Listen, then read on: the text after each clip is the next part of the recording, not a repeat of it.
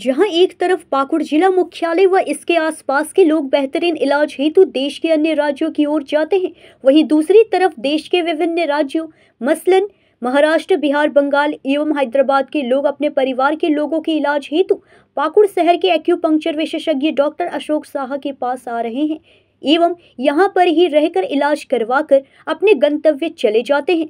साज सज्जा से दूर व बिल्कुल साधारण से क्लिनिक में डॉक्टर अशोक साहा पिछले कई वर्षों से असाधारण बीमारी का इलाज करते हैं।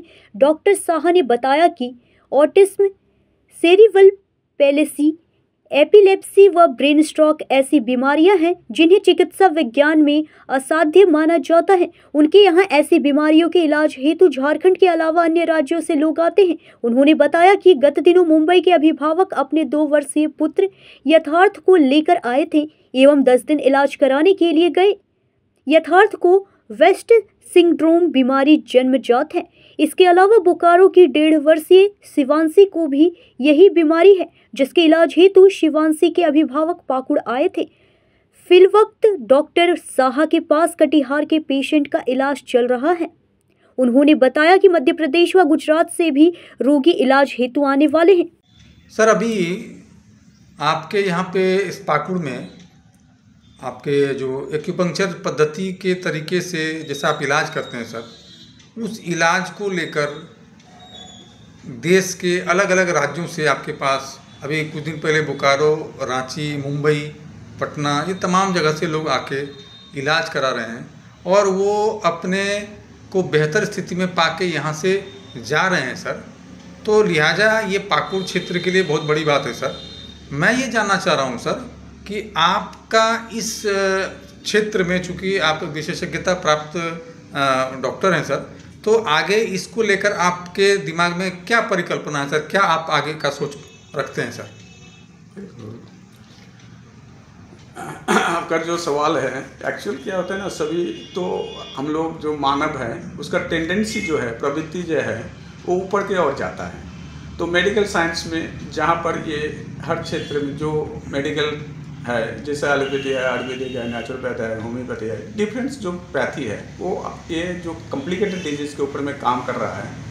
तो उन लोग के जैसा ही एक एक्यूपंक्चर भी अपने लक्ष्य तक पहुंचने के लिए वो अपना जो कॉन्सेप्ट है उसको इम्प्लीमेंट करके उसमें बेहतर से बेहतर रिजल्ट पाना चाहता है। तो मैं एक्यूपंक्चरिस्ट के रूप में जो प्रॉब्लम सॉर्ट आउट नहीं हो रहा है, वो उस प्रॉब्लम को सॉर्ट आउट करने के लिए ये एक्यूपंक्चर का जो हमारा प्राचीन विधि है उस कॉन्सेप्ट को इम्प्लीमेंट करके जो रिजल्ट मिल रहा है ये संतोषजनक है और निश्चित रूप से एक अच्छा वातावरण बना रहा है। लोग बाग इसकी चर्चा भी करते हैं सर, आपके यहाँ से जो भी इलाज करा रहे हैं, तो उनसे मिलके बातचीत करने के बाद वो यहाँ से जो लेके जा रहे हैं पॉजिटिव इन्वायरमेंट लेके जा रहे हैं। उनका कहना है कि इलाज से वो संतुष्ट हैं, जबकि उनको उनका ये कहना था कि वो अपने बीमारी को लेकर कई जगह पर गए सर। तो ये तो निश्चित तौर पर है कि इलाज हो रहा है और रिजल्ट वो पा रहे हैं। तो उसी मुद्दे पे सर आपका आगे का कल्पना बताइए। अच्छा, पहले तो हमारा फ्यूचर के बारे में बताना चाह रहे हैं, एक्यूपंक्चर का फ्यूचर क्या है जी। मैं एक ही बात जानता हूं कि अगर अच्छे से काम किया जाए तो निश्चित रूप से उसमें रिजल्ट आता है, तो उसको ग्रहण करना चाहिए। अगर ये पब्लिक के लिए हितकारक है तो सब मिलके, सरकार को भी, पब्लिक को भी और मीडिया को भी और समाज का जो भी बुद्धिजीवी है उन लोगों को इस विषय में सोचना चाहिए।